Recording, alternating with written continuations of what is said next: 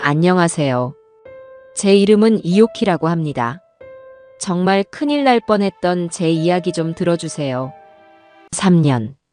제 세상의 색깔이 사라진 지 딱 그만큼의 시간이 흘렀습니다.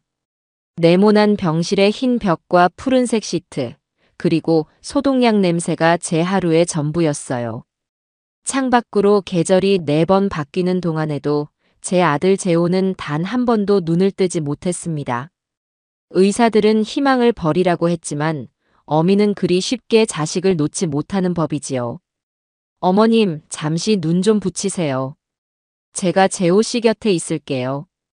오늘도 천사 같은 며느리 아영이는 제 손을 잡으며 말합니다. 저 아이를 보면 고맙다가도 미안해서 가슴이 미어져요. 한창 예쁠 나이에 남편 병수발을 들며 청춘을 다 보내고 있으니 제가 전생에 무슨 큰 죄를 지었나 싶었습니다. 주변 사람들은 모두 아영이를 칭찬했어요. 요즘 세상에 저런 효부가 없다며 재호는 복받은 놈이라고요. 네, 저도 그렇게 믿었습니다.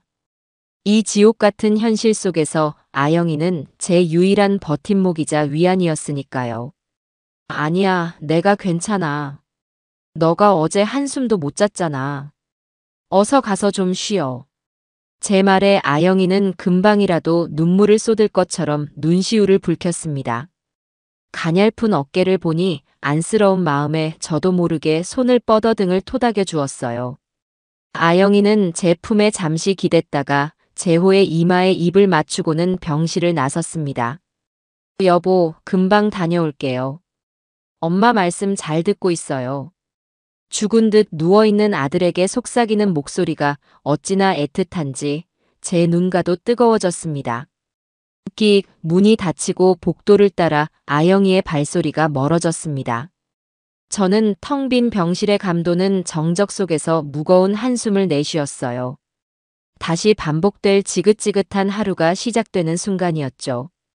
젖은 수건을 따뜻한 물에 적셔 아들의 굳은 팔다리를 닦아주기 시작했습니다.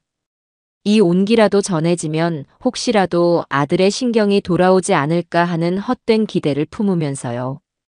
재호야, 엄마야. 이놈아, 언제까지 잠만 잘 거야. 이제 그만 일어나. 응. 대답 없는 아들의 손을 주무르며 하소연을 늘어놓는 것은 저의 오랜 습관이었습니다. 그렇게 한참을 아들의 몸을 닦아주고 있을 때였어요. 슥. 아주 미세한 소리였습니다. 처음에는 제가 잘못 들었나 싶었죠. 침대 시트가 스치는 소리 같기도 했고 아들의 몸에서 난 소리 같기도 했습니다. 저는 하던 일을 멈추고 숨을 죽인 채 아들을 바라보았습니다. 역시나 아무런 미동도 없었어요. 긴 간병 생활에 신경이 예민해져 헛것을 들었나 보다 그리 생각하며 다시 수건을 집어들려는 순간이었습니다. 덜컥. 이번엔 분명했습니다. 침대 난간이 흔들리는 소리였어요. 제 심장이 발밑으로 쿵 하고 떨어지는 것 같았습니다. 천천히 고개를 들자 제 눈앞에 믿을 수 없는 광경이 펼쳐지고 있었습니다. 죽은 사람처럼 누워만 있던 아들, 재호가 아주 천천히 상체를 일으켜 앉고 있었습니다. 삐걱거리는 기계처럼 힘겨운 움직임이었지만 그것은 분명 자신의 의지로 몸을 움직이는 것이었어요.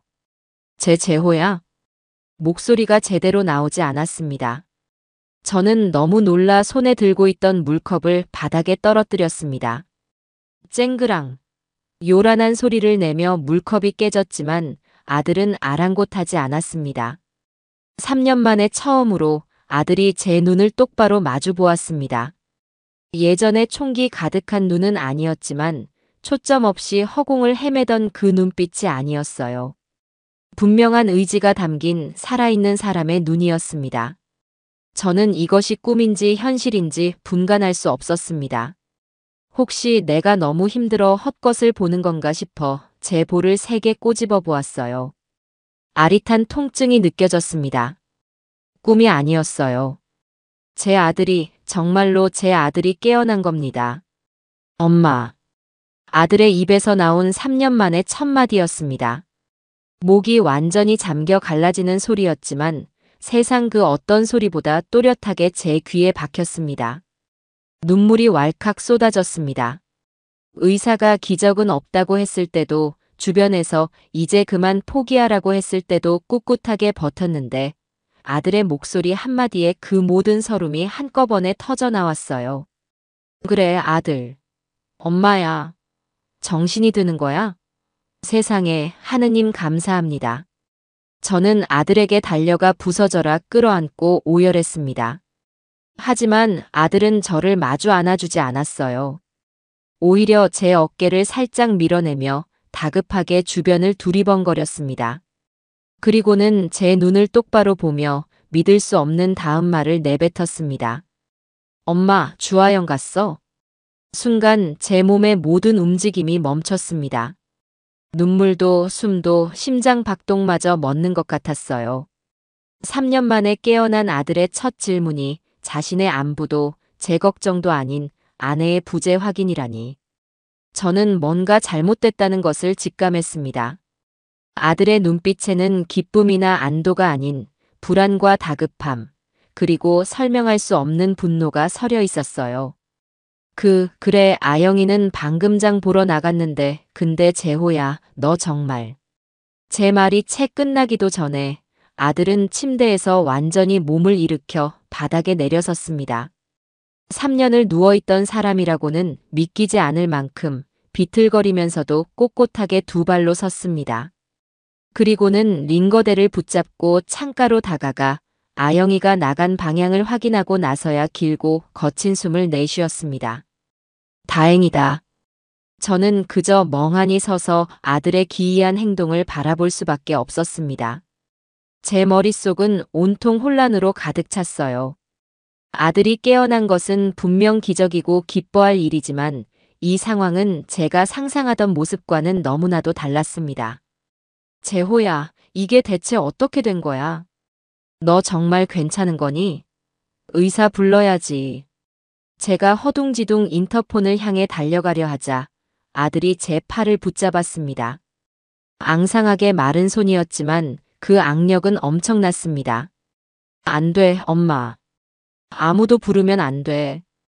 특히 주하영, 그 여자가 알면 절대 안 돼요. 그게 무슨 소리야? 아영이가 알면 얼마나 기뻐하겠어. 너 깨어나기만 얼마나 기다렸는데.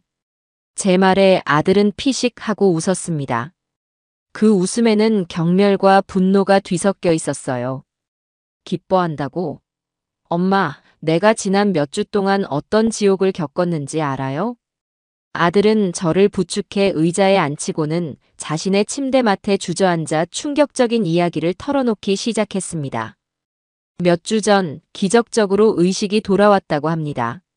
하지만 몸은 아주 오랫동안 움직이지 않았다고 해요. 소리는 들리고 주변 상황도 모두 인지할 수 있었지만 눈꺼풀 하나조차 제 마음대로 움직일 수 없는 살아있는 관 속에 갇힌 것과 같은 상태였다고요. 처음엔 그냥 기다렸어. 몸이 곧 움직일 거라고, 곧 엄마랑 아영이한테 내가 돌아왔다고 말할 수 있을 거라고 믿었어요. 하지만 아들이 침대 위에서 들은 것은 희망이 아닌 절망이었습니다. 제가 병실을 비운 사이 아영은 잠들어 있는 아들의 곁에서 다른 남자와 통화를 했습니다. 처음에는 회사 일 때문에 통화하는 줄 알았다고 해요. 하지만 통화 내용은 상상을 초월했습니다. 자기야, 나 지금 병원. 아, 지긋지긋해. 이 인간은 죽지도 않고 왜 숨만 붙어 있는지 몰라. 애교 섞인 목소리로 아영은 다른 남자에게 자신의 남편을 저주했습니다. 아들은 온몸에 피가 거꾸로 솟는 것 같았지만 할 수 있는 것은 아무것도 없었습니다. 그저 눈을 감고 모든 것을 듣고만 있어야 했죠.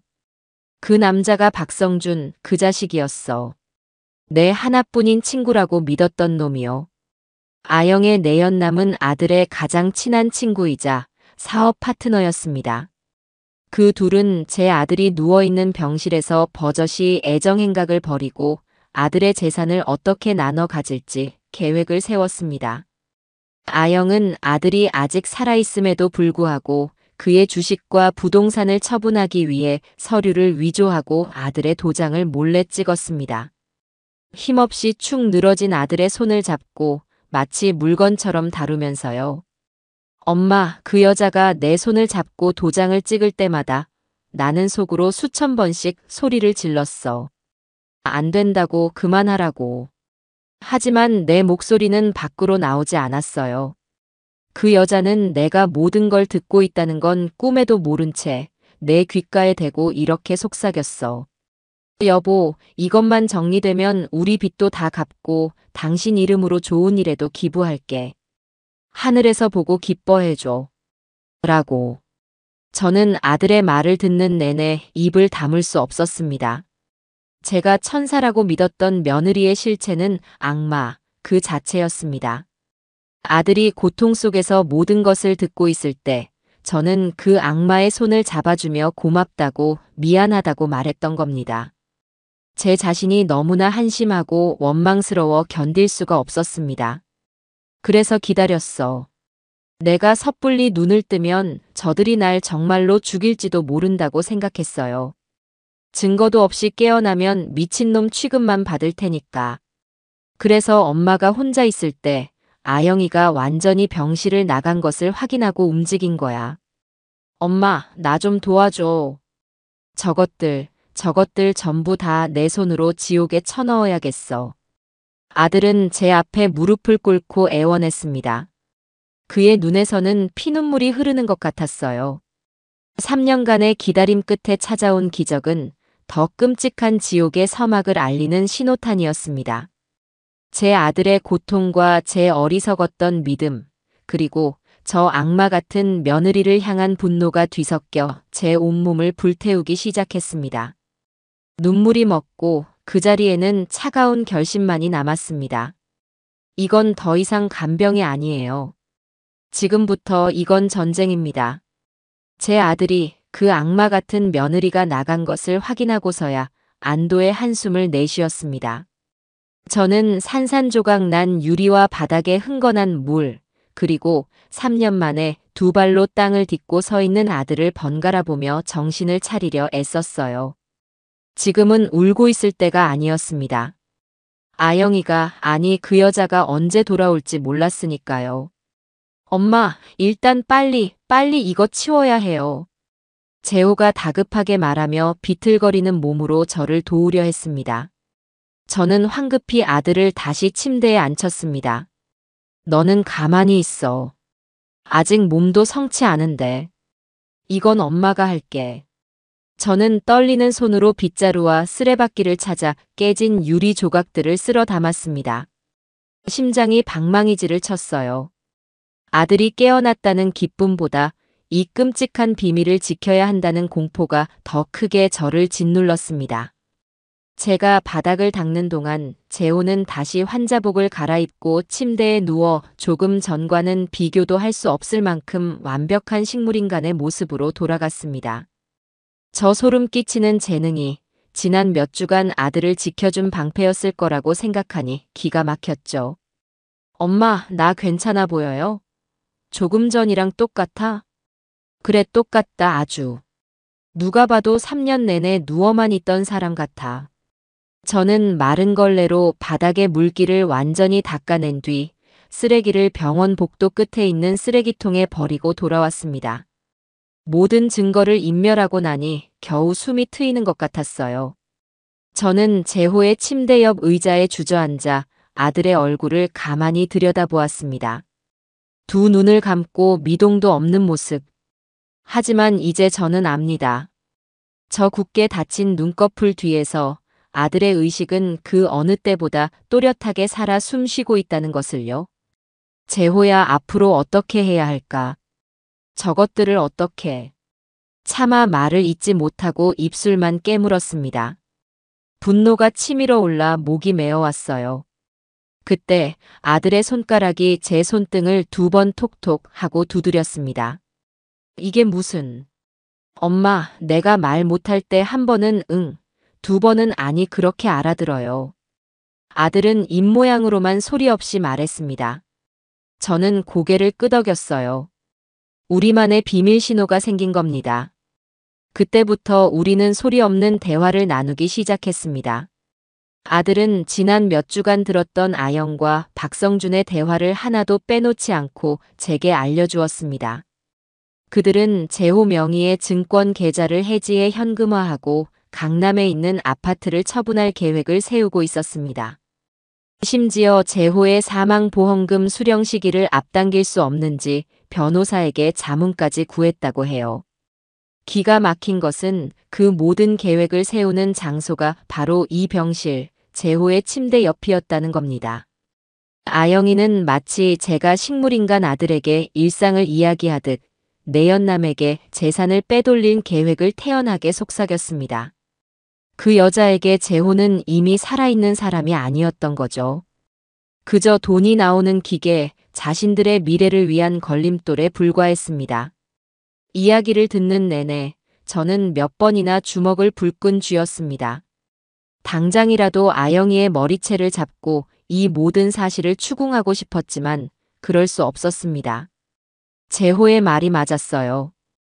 아무 증거 없이 우리가 먼저 움직인다면 오히려 저들이 우리를 정신 이상자로 몰아갈 것이 뻔했습니다. 아영이는 세상 사람들에게 천사로 알려져 있으니까요. 제 말을 믿어줄 사람은 아무도 없을 겁니다. 엄마, 저것들 우리 회사까지 노리고 있어요. 성준이 그 자식이 임시 대표를 맡은 뒤로 회사 자금을 조금씩 빼돌리고 있었어.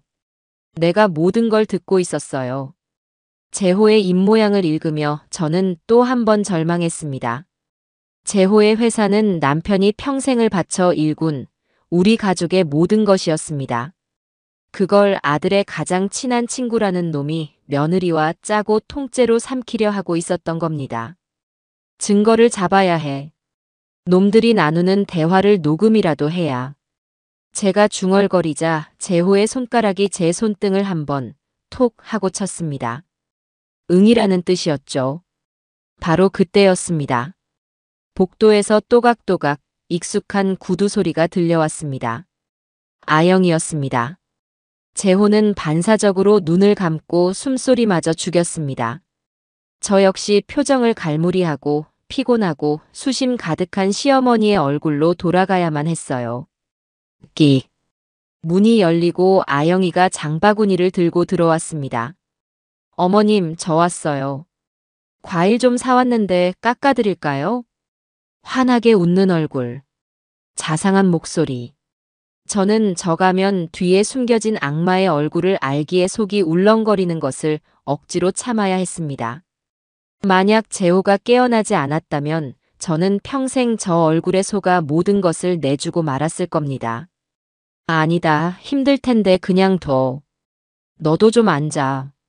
저는 아무것도 모르는 척 평소처럼 아영이를 대했습니다. 손끝 하나까지 연기해야 했어요. 아영이는 제 옆에 앉아 재호의 얼굴을 물끄러미 바라보았습니다. 우리 여보, 오늘은 좀 어때요? 얼굴색이 어제보다 좋은 것 같기도 하고, 어머님, 재호 씨 뭐 다른 변화는 없었죠? 아영이의 눈이 저를 향했습니다. 그 눈에는 의심이나 경계가 아닌 순수한 궁금증이 담겨 있었어요. 저는 그 뻔뻔함에 치가 떨렸지만 애써 태연한 표정을 지으며 고개를 저었습니다. 늘 똑같지 뭐. 방금도 팔다리 주물러 줬는데 아무 반응도 없고 그래도 우리는 희망을 버리면 안 되지. 제 대답에 아영이는 안심한 듯 희미하게 미소를 지었습니다. 그리고는 보란 듯이 재호의 손을 잡고 자신의 뺨에 가져다 대며 말했어요. 여보, 듣고 있어요? 나랑 어머님이 당신 얼마나 기다리는지 알죠? 얼른 일어나야지. 응. 그 손길이 닿는 순간 저는 재호의 다른 쪽 손이 이불 밑에서 미세하게 경련하는 것을 느꼈습니다. 끓어오르는 분노를 억누르고 있는 것이겠죠. 저 역시 마찬가지였습니다. 저 여자의 손목을 부러뜨리고 싶은 충동을 참기 위해 입술을 깨물어야만 했어요. 그날 오후 예상했던 손님이 찾아왔습니다. 박성준이었습니다. 그는 걱정스러운 표정을 하고 병실에 들어섰습니다. 손에는 고급 과일 바구니가 들려 있었죠. 어머님, 재호는 좀 어떻습니까? 왔나? 늘 똑같지. 자네도 바쁠 텐데 이렇게 매번 찾아와주고 정말 고맙네. 저는 속의 것과 전혀 다른 말을 내뱉으며 그를 맞았습니다. 박성준은 제게 인사를 하고는 자연스럽게 재호의 침대 옆으로 다가갔습니다. 아영이는 기다렸다는 듯이 그의 팔짱을 끼며 말했어요. 성준 씨, 와줘서 고마워요. 당신이라도 이렇게 와주니까 내가 얼마나 힘이 되는지 몰라. 무슨 소리야? 재호는 내 친구인데 당연히 와야지. 그들은 제 앞에서도 스스럼 없이 서로에게 의지하는 모습을 보였습니다. 아마 친구의 아내를 챙기는 의리 있는 친구와 남편의 친구에게서 위로를 받는 가여운 아내를 연기하고 있었겠죠. 저는 그들의 역겨운 연극을 지켜보며 생각했습니다. 너희들 마음껏 즐겨둬라. 그 무대가 너희의 무덤이 될 테니. 저는 두 사람에게 자리를 비켜주어야 했습니다. 그들이 본색을 드러내게 만들 기회였으니까요. 내가 잠시 바람 좀 쐬고 올게. 둘이서 재호 곁 좀 지키고 있게. 네, 어머님. 걱정 마시고 천천히 다녀오세요. 아영이는 세상에서 가장 상냥한 목소리로 대답했습니다. 저는 병실을 나와 문을 닫는 척하며 아주 살짝 문틈을 남겨두었습니다. 그리고는 그 틈에 귀를 바짝 갖다 대었죠. 심장이 미친 듯이 뛰기 시작했습니다. 어머니 나가셨어? 박성준의 목소리였습니다. 톤부터가 완전히 달라져 있었어요. 응, 갔어. 아, 답답해 죽는 줄 알았네. 아영이가 투덜거리는 소리가 들렸습니다. 그리고는 쪽 하는 소리와 함께 두 사람의 웃음소리가 새어나왔습니다. 제 손이 부들부들 떨렸습니다. 아들이 누워있는 바로 그 병실에서 저들은 입을 맞추고 있었습니다. 서류는 어떻게 됐어? 오늘 은행 간다고 했잖아. 걱정 마. 시어머니 인감까지 받아서 완벽하게 처리했어. 재호 증권 계좌에 있던 거 전부 현금으로 바꿨고 다음 주에는 강남 아파트 매매 계약서에 도장만 찍으면 돼. 이제 진짜 우리 돈이야. 잘했어. 역시 넌 똑똑해. 회사 자금도 이번 주 안에 정리될 거야. 우리가 그 돈 가지고 해외로 뜨면 아무도 못 찾아. 근데 저 인간은 언제까지 저러고 있을까? 솔직히 좀 불안하지 않아? 갑자기 벌떡 일어나면 어떡해? 아영이의 목소리에는 짜증과 불안이 섞여 있었습니다. 그 말을 듣는 순간 저는 온몸에 털이 곤두서는 것 같았어요. 괜찮아. 의사도 가망 없다고 했잖아. 설령 깨어난다고 해도 3년이나 누워있던 놈이 뭘 하겠어. 기억이나 제대로 하겠어? 걱정 말고 이리 와봐. 오랜만에 얼굴 보는데 뽀뽀나 한번 하자. 박성준의 능글맞은 목소리가 들리고 또다시 두 사람의 역겨운 소리가 문틈으로 새어나왔습니다. 저는 더 이상 듣고 있을 수가 없었습니다. 조용히 그 자리를 떠나 병원 옥상으로 올라갔습니다. 차가운 바람을 맞지 않으면 당장이라도 병실 문을 박차고 들어가 저것들을 갈기갈기 찢어버릴 것 같았거든요. 옥상 난간을 붙잡고 가쁜 숨을 몰아쉬었습니다. 제 아들이 저런 인간들에게 모든 것을 빼앗기고 있었습니다. 재산뿐만 아니라 아내와 친구, 그리고 인간으로서의 존엄성까지 전부 다요. 안 돼. 이렇게 당하고만 있을 수는 없어요. 저는 주머니에서 휴대폰을 꺼내 단축번호를 눌렀습니다. 몇 번의 신호음이 가고 익숙한 목소리가 들려왔습니다. 오키 동생. 웬일이야? 같은 아파트 라인에 사는 고미자 언니였습니다. 전직 형사였다는 소문도 있고 동네 부녀회장을 맡고 있어 발이 넓고 정보가 빠른 분이었죠. 무엇보다 의리를 목숨처럼 여기는 사람이었습니다. 언니, 저 좀 만나주세요. 아주 급한 일이에요. 제 목숨이 달린 일일지도 몰라요. 제 목소리가 너무나 절박했던 탓일까요? 고미자 언니는 아무것도 묻지 않고 단 한마디만 했습니다. 알았어. 30분 뒤에 언니 집으로 와. 문 열어놓을게. 전화가 끊어지고 저는 결심했습니다. 이 전쟁, 이제 혼자서는 할 수 없습니다. 제게는 저 악마들을 상대할 유능한 장수가 필요했습니다. 고미자 언니라면 분명 이 지옥에서 저와 제 아들을 구해줄 방법을 찾아줄 겁니다. 저는 차갑게 식은 얼굴을 하고 옥상을 내려왔습니다. 병실로 돌아가자 아영과 박성주는 아무 일도 없었다는 듯이 걱정스러운 표정으로 저를 맞았습니다. 저는 그들의 위선적인 얼굴을 보며 속으로 다짐했습니다. 그래, 마음껏 웃어둬라. 너희가 웃을 수 있는 날도 이제 얼마 남지 않았으니까. 고미자 언니의 집 현관문은 약속대로 열려 있었습니다. 저는 초인종을 누를 겨를도 없이 안으로 들어섰어요.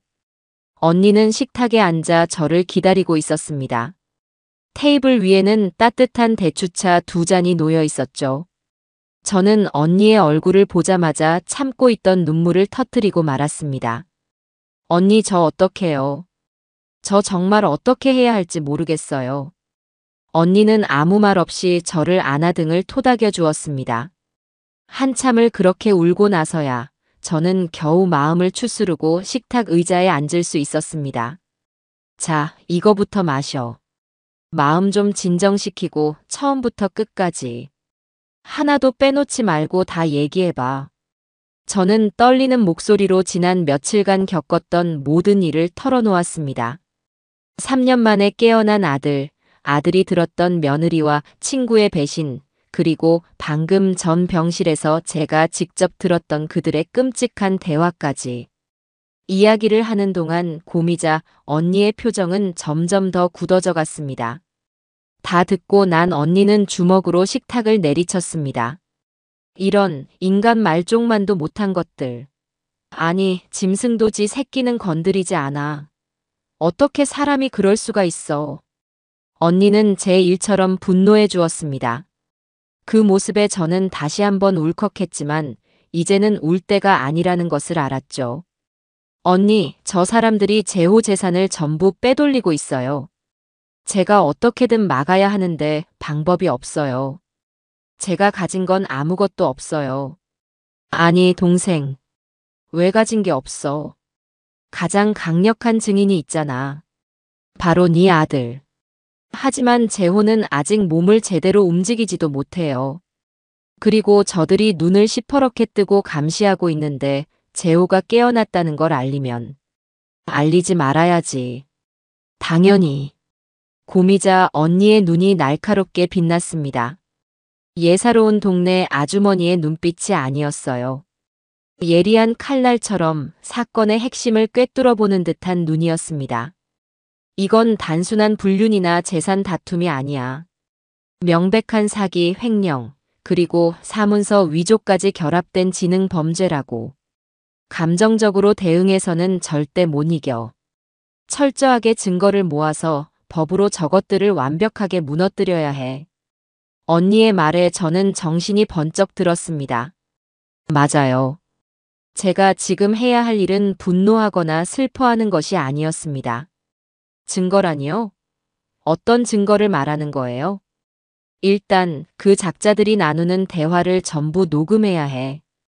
그리고 재산을 빼돌리는 구체적인 정황, 예를 들면 계약서나 계좌 이체 내역 같은 것들을 확보해야 하고, 가장 중요한 건 며느리가 네 아들 도장을 함부로 사용했다는 걸 입증하는 거야. 하지만 그 모든 걸 어떻게? 걱정 마. 내가 있잖아. 고미자 언니는 자리에서 일어나 방으로 들어가더니 작은 상자 하나를 들고 나왔습니다. 상자 안에는 제가 영화에서나 보던 온갖 종류의 소형 녹음기와 카메라가 들어 있었습니다. 이게 다 뭐예요, 언니? 내 취미 생활 용품들. 세상에 믿을 놈 하나 없어서 내 몸은 내가 지키자는 주의거든. 언니는 씩 웃으며 단추 모양의 카메라와 볼펜 모양의 녹음기 사용법을 제게 알려주었습니다. 그리고는 제게 신신당부했어요. 동생, 지금부터 동생은 연기를 해야 해. 아무것도 모르는 순진하고 어리석은 시어머니 연기. 며느리가 하자는 대로 다 해주고 돈이 필요하다고 하면 군소리 없이 내줘. 저것들이 방심하게 만들어야 해. 경계심을 완전히 풀고 병실을 저희들 안방처럼 편하게 드나들게 만들어야 더 많은 증거를 잡을 수 있어. 저는 언니의 말에 고개를 끄덕였습니다. 연기라니. 평생을 진심으로만 살아온 제게는 너무나 어려운 일이었지만 아들을 위해서라면 악마라도 될 수 있었습니다. 그리고 아들한테도 전해. 지금처럼만 하라고. 절대 저것들 앞에서 눈을 뜨거나 움직여서는 안 된다고. 연기가 완벽할수록 복수는 더 짜릿해질 거라고 말이야. 저는 고미자 언니에게 받은 무기들을 가방 깊숙이 숨기고 병원으로 돌아왔습니다. 병실에 들어서자 아영이가 걱정스러운 얼굴로 저를 맞았습니다. 어머님, 어디 아프세요? 안색이 너무 안 좋으세요. 저는 언니의 말을 떠올리며 금방이라도 쓰러질 것처럼 비틀거리는 연기를 했습니다. 아무래도 몸살이 오려나 보다. 요즘 신경을 너무 썼더니 아가, 오늘 밤은 너가 재호 곁을 좀 지켜주면 안 될까? 난 집에 가서 좀 쉬어야 할 것 같아. 제 말에 아영이의 얼굴에 순간적으로 화색이 도는 것을 저는 놓치지 않았습니다. 물론 그녀는 금세 표정을 바꾸고 걱정스러운 목소리로 말했죠. 그럼요, 어머님. 당연히 제가 있어야죠. 어서 들어가서 푹 쉬세요. 재호 씨 걱정은 조금도 마시고요. 저는 못 이기는 척 고개를 끄덕이고 병실을 나섰습니다. 아영이에게 등을 보이는 순간 제 입가에는 차가운 미소가 걸렸습니다. 그래, 오늘 밤 너희에게 아주 좋은 선물을 주마. 집으로 돌아온 저는 곧장 다시 병원으로 향했습니다. 물론 아영이가 있는 병실이 아닌 다른 곳이었죠. 저는 미리 알아둔 병원 내 24시간 카페로 들어가 창가 구석에 자리를 잡았습니다. 그곳에서는 재호가 입원한 병동 건물이 한눈에 보였어요. 밤이 깊어지자 예상대로 박성준이 병동 안으로 들어가는 것이 보였습니다. 저는 가방에서 작은 수신기 하나를 꺼내 이어폰을 꼈습니다. 고미자 언니가 준 것이었죠. 제가 병실을 나오기 전 재호의 침대 밑과 병실 안 화분 뒤에 몰래 설치해둔 녹음기에서 보내오는 신호를 잡는 장치였습니다. 자기야 왔어? 이어폰을 통해 아영이의 들뜬 목소리가 들려왔습니다. 어머니는 가셨고, 응, 몸이 안 좋다고 집에 갔어. 오늘 밤은 우리 세상이야. 두 사람은 키득거리며 웃었습니다. 저는 주먹을 꽉 쥐고 이어폰에서 들려오는 소리에 모든 신경을 집중했습니다. 그들은 와인까지 마시며 자축하고 있었습니다. 이것 봐. 오늘 은행에서 찾은 돈이야. 5억. 네 친구 통장에 이렇게 많은 돈이 있었는지 몰랐지? 박성준이 감탄하며 말했습니다. 아영이는 자랑스럽게 대답했죠. 이건 시작에 불과해. 다음 주에 아파트까지 팔리면 20억은 더 들어와. 그걸로 우리 실컷 놀다가 나중에 작은 사업이라도 하면서 살자. 좋지. 근데 회사 돈은 어떻게 할 거야? 그것까지 손 떼면 너무 위험하지 않아? 걱정 마. 너가 임시 대표잖아. 네가 결제하면 그만이지. 비자금 조성해서 빼돌리면 아무도 몰라. 그리고 이 인간 어차피 곧 죽을 텐데 누가 확인하겠어. 아영이는 아무렇지 않게 제 아들의 죽음을 입에 올렸습니다.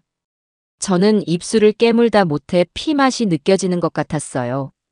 그나저나 저 인간 진짜 안 깨어나겠지? 가끔 보면 불안하다니까. 의사 말 못 들었어? 뇌 기능이 거의 정지 상태래. 그냥 숨만 붙어 있는 식물이야, 식물. 괜히 걱정하지 마.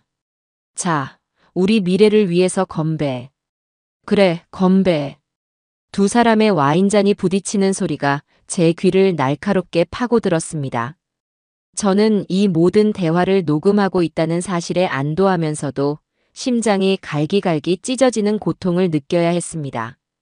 그날 밤, 저는 뜬 눈으로 밤을 새웠습니다. 이어폰 너머로 들려오는 두 사람의 역겨운 대화와 웃음소리를 들으며 제 분노는 칼날처럼 날카로워졌습니다. 다음 날 아침, 저는 아무 일도 없었다는 듯이 병실로 돌아갔습니다. 밤새 정사를 나눈 듯 피곤한 기색의 아영이는 제게 뻔뻔하게 거짓말을 했습니다. 어머님, 밤새 재호 씨 곁에서 한숨도 못 잤어요. 혹시라도 무슨 일 생길까 봐요. 저는 그 가증스러운 얼굴에 대고 미소를 지어주었습니다. 고생했다, 아가. 정말 고생했어. 아영이가 자리를 비운 사이 저는 재호에게 다가가 이불 밑으로 손을 넣었습니다. 그리고 우리만의 신호로 물었죠. 밤새 괜찮았니? 재호는 아무런 반응이 없었습니다. 대신 그의 눈가에서 눈물 한 방울이 흘러내리는 것을 보았습니다. 움직이지 못하는 몸에 갇혀 아내와 친구의 배신을 온몸으로 감내해야 했던 아들의 고통이 제게도 고스란히 전해졌습니다. 저는 아들의 눈물을 닦아주며 속삭였습니다. 조금만 더 참아, 아들. 엄마가 저것들 반드시 네 발밑에 무릎 꿇게 만들어줄게. 그날 오후 저는 병실에 설치했던 녹음기와 카메라를 수거했습니다. 그리고는 곧장 고미자 언니의 집으로 향했죠. 우리가 확보한 첫 번째 증거였습니다. 아주 잘했어, 동생. 이것만 있어도 저것들 사회적으로 매장하는 건 시간 문제야. 언니는 녹음된 내용을 듣고 혀를 찼습니다. 하지만 이걸로는 부족하다고 했어요. 이건 정황 증거일 뿐이야. 법정에서는 더 확실한 게 필요해. 놈들이 돈을 빼돌린 구체적인 물증.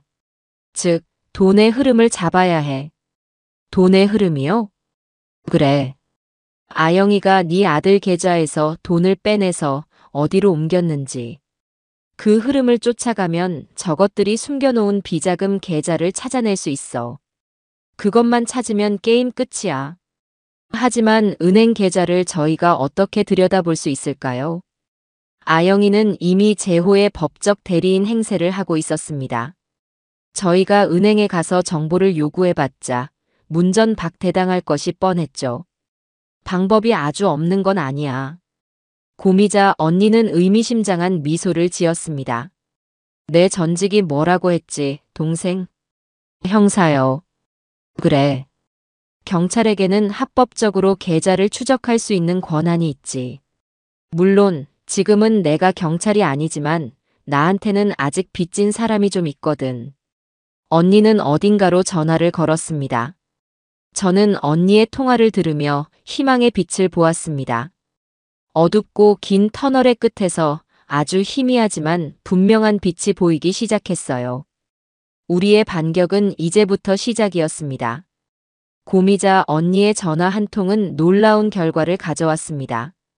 언니의 후배라는 현직 형사가 금융 사기 사건 참고라는 명목으로 아영과 박성준의 최근 금융거래 내역을 비공식적으로 조회해 준 것이죠.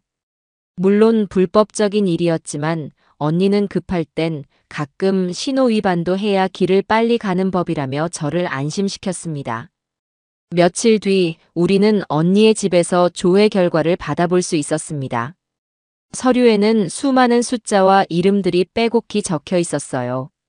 저는 봐도 뭐가 뭔지 알 수 없었지만 언니는 매서운 눈으로 서류를 훑어보더니 이내 한숨을 내쉬었습니다. 이것 봐, 이 여우 같은 것.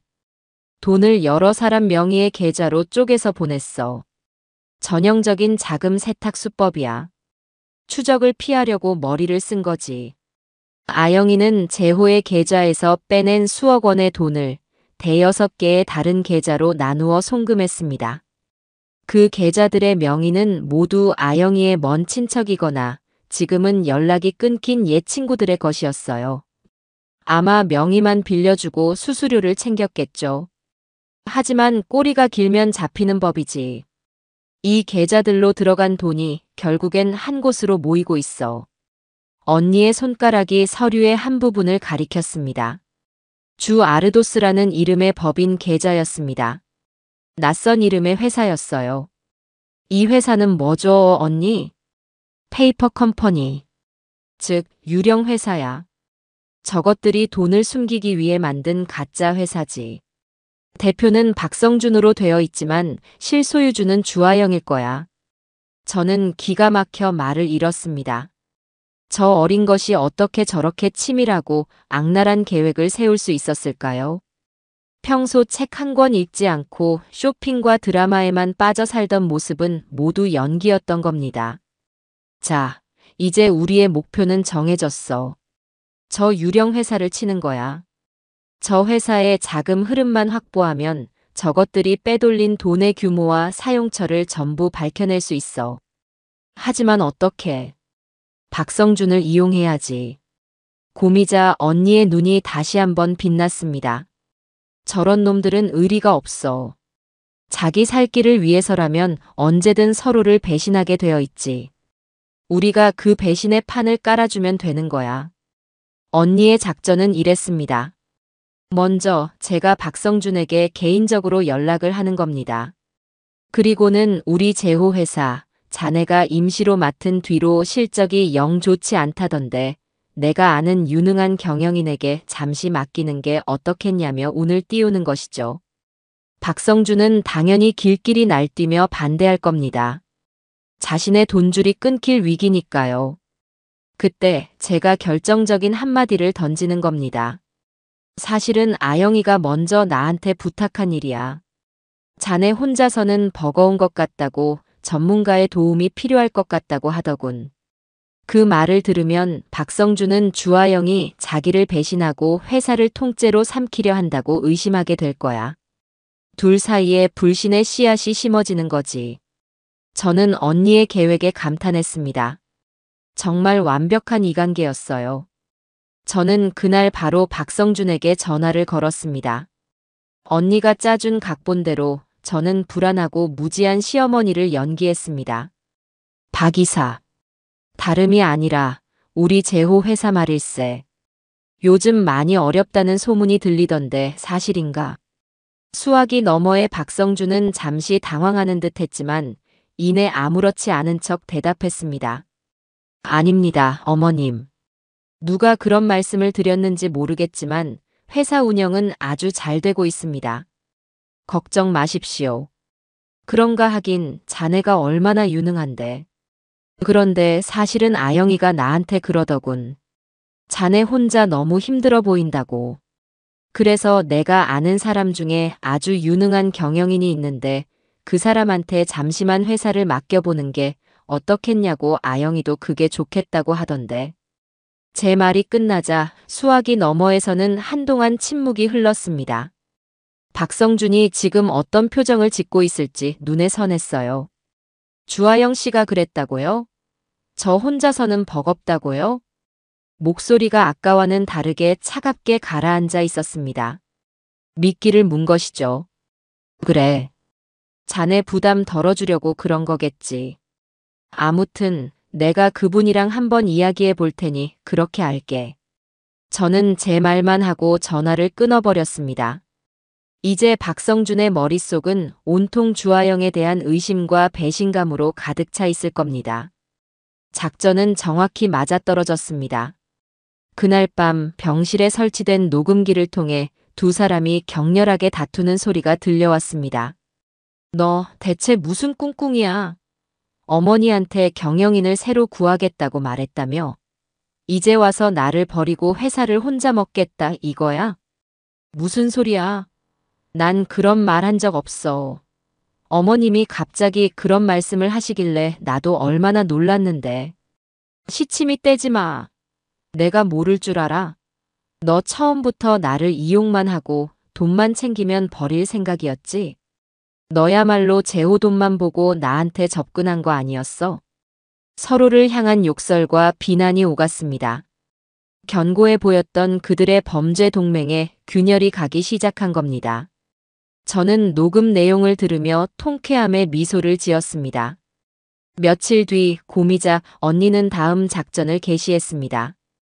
이번에는 지인을 통해 박성준에게 익명으로 서류 봉투 하나를 전달하게 했습니다. 봉투 안에는 박성준이 아영 몰래 다른 여자와 호텔에 드나드는 사진 몇 장과 그가 회사 자금을 추가로 횡령하여 개인적인 용도로 사용한 내역이 담긴 서류가 들어 있었습니다. 물론 서류는 언니가 그럴싸하게 꾸민 가짜였죠. 봉투와 함께 전달된 메모에는 이렇게 적혀 있었습니다. 주하영이 시킨 일이요. 당신 뒤를 캐서 꼬리가 잡히면 혼자 모든 걸 뒤집어 씌우고 빠져나갈 준비를 하고 있더군. 이쯤에서 발 빼는 게 좋을 거요. 그녀는 당신 생각보다 훨씬 더 무서운 여자니까. 이것으로 확인 사살이었습니다. 박성준은 이제 주하영이 자신을 배신하고 모든 죄를 뒤집어 씌우려 한다고 확신하게 될 겁니다. 궁지에 몰린 쥐는 무슨 짓을 할지 모르죠. 예상대로 박성준에게서 연락이 온 것은 바로 다음 날이었습니다. 그는 제게 만나자고 했습니다. 저는 언니와 함께 약속 장소인 호텔 카페로 나갔습니다. 며칠 사이에 얼굴이 반쪽이 된 박성준은 초조하게 다리를 떨며 저희를 기다리고 있었습니다. 어머님 드릴 말씀이 있습니다. 저는 아무것도 모른다는 표정으로 물었습니다. 무슨 일인데 그러나? 회사에 무슨 문제라도 생겼나? 박성준은 잠시 망설이더니 결심한 듯 입을 열었습니다. 사실은 주하영 씨가 그동안 저를 이용해서 회사 자금을 빼돌리고 있었습니다. 뻔뻔하게도 모든 죄를 아영에게 뒤집어 씌우기 시작했습니다. 자신은 아영의 협박에 못 이겨 어쩔 수 없이 따른 피해자라는 것이었죠. 저는 속으로 코웃음을 쳤지만 겉으로는 충격받은 연기를 했습니다. 뭐라고? 그게 정말인가? 아영이가 그런 짓을? 네. 저는 이제라도 모든 것을 바로잡고 싶습니다. 어머님, 제가 아는 모든 것을 말씀드릴 테니 제발 저를 선처해 주십시오. 박성준은 제 앞에 고개를 숙였습니다. 고미자 언니는 그런 그를 한심하다는 듯이 쳐다보며 말했습니다. 선처라 그럼 네가 뭘 할 수 있는지 먼저 보여줘야지. 주하영이 빼돌린 돈이 들어있는 그 유령 회사 아르도스의 모든 내부 자료를 우리한테 넘겨. 그럼 정상 참작 정도는 고려해보지. 언니의 입에서 아르도스라는 이름이 나오자 박성준의 눈이 크게 흔들렸습니다. 저희가 모든 것을 알고 있다는 사실에 경악한 것이겠죠. 그는 잠시 고민하더니 결국 고개를 끄덕였습니다. 알겠습니다.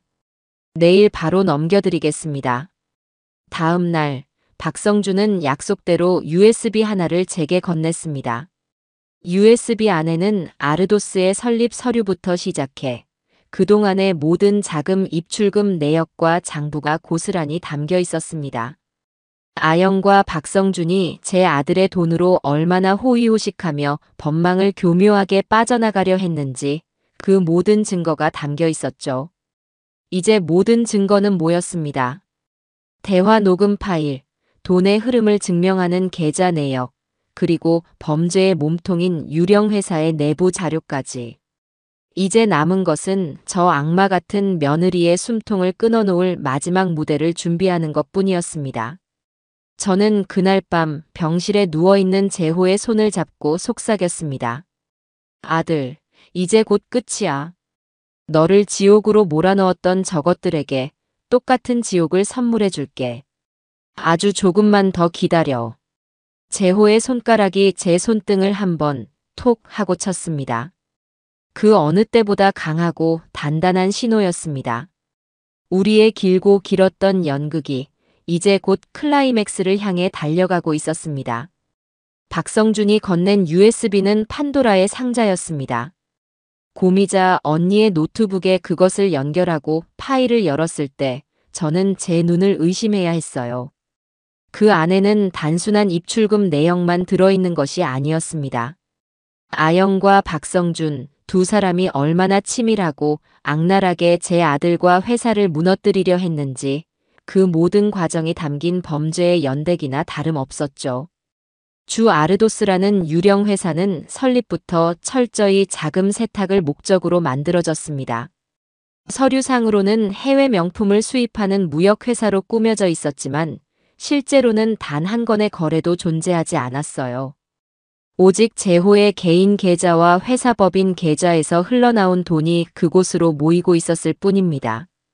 파일 속에는 가짜 수입 신고서와 허위 거래 명세서까지 완벽하게 구비되어 있었습니다.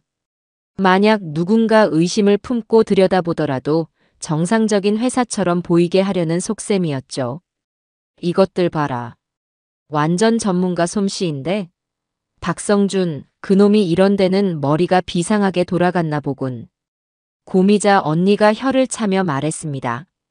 돈은 아르도스 계좌로 들어온 뒤 다시 여러 단계의 세탁 과정을 거쳤습니다. 주식에 투자되었다가 금세 현금화되고 달러로 환전되었다가 다시 원화로 바뀌는 등 돈의 출처를 흐리기 위한 온갖 교묘한 방법이 동원되었어요. 그리고 그 돈의 최종 목적지는 주아영의 어머니, 즉 제 사돈 명의로 된 해외 부동산 투자 계좌였습니다. 아마 아영이는 모든 일이 끝나면 그 돈을 가지고 해외로 도피해 어머니와 함께 새로운 인생을 살 계획이었겠지요. 제 아들의 피눈물 위에서 말입니다. 가장 저를 경악하게 한 것은 회사 구조조정 계획안이라는 이름의 파일이었습니다. 그 안에는 재호를 법적으로 사망 처리한 뒤 회사를 부실기업으로 만들어 헐값에 매각하려는 시나리오가 담겨 있었습니다. 매각 대상자는 박성준이 미리 섭외해 둔 다른 유령 회사였고 결국 회사는 이름만 바뀐 채 고스란히 박성준의 손에 넘어가게 되는 구조였어요. 그 과정에서 수십 년간 우리 남편과 아들을 믿고 따랐던 직원들은 모두 길거리로 나앉게 될 운명이었습니다. 이게만도 못한 놈. 저는 저도 모르게 욕설을 내뱉었습니다. 아들의 재산만으로는 만족하지 못하고 수많은 사람들의 밥줄까지 끊어놓으려 했던 겁니다. 그들의 탐욕에는 끝이 없었습니다.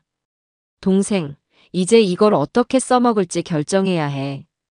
당장 경찰에 넘길 수도 있지만 그랬다간 저것들이 꼬리 자르고 빠져나갈 구멍을 만들지도 몰라. 특히 주아영, 그 여우 같은 것은 박성준에게 모든 걸 떠넘기고 자신은 피해자인 척 연기할 가능성이 높아. 언니의 말이 맞았습니다. 우리는 저 두 사람이 서로를 물어뜯으며 함께하게 만들어야 했습니다. 한 명이라도 빠져나가게 둘 수는 없었어요. 그럼 어떻게 해야 하죠? 마지막 무대를 준비해야지.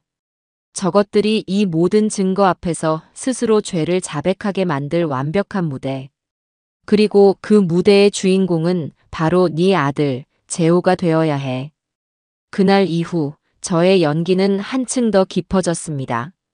저는 박성준이 넘겨준 자료를 통해 아영이가 언제, 어디서, 얼마를 빼돌렸는지 모두 알고 있었지만 병실에서는 아무것도 모르는 바보 시어머니 행세를 계속했습니다. 아영이가 어머님, 재호 씨 병원비가 또 많이 나왔네요 라며 돈 이야기를 꺼낼 때마다 저는 군소리 없이 지갑을 열었습니다. 이미 제 돈이 아닌 제 아들의 돈으로 생색을 내고 있다는 걸 알면서도 말이죠. 그래, 우리 아들 살리는 일인데 돈이 문제겠니? 얼마든지 가져다 쓰렴. 다 너만 믿는다, 아가. 제 말에 아영이는 감격한 듯한 표정을 지었습니다. 아마 속으로는 이 늙은이 구슬리기는 정말 쉽네라며 저를 비웃고 있었겠죠. 저는 아영이가 병실을 비운 틈을 타 재호에게 모든 상황을 전달했습니다. 소리 없는 입모양과 손가락 신호로 우리는 누구보다 긴밀하게 소통했어요. 재호는 제가 들려주는 이야기에 분노하면서도 고미자 언니의 계획을 듣고는 차분하게 고개를 끄덕였습니다.